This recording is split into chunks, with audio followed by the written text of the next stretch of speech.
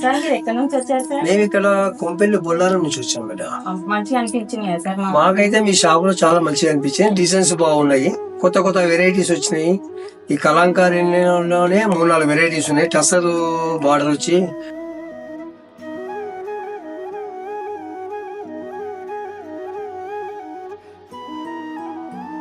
వాటి మంగళగిరి బార్డర్ వచ్చి వచ్చినాయి. వేరే ఇంకా కలంకారీ డిజైన్స్ చాలా చాలా ఉన్నాయి.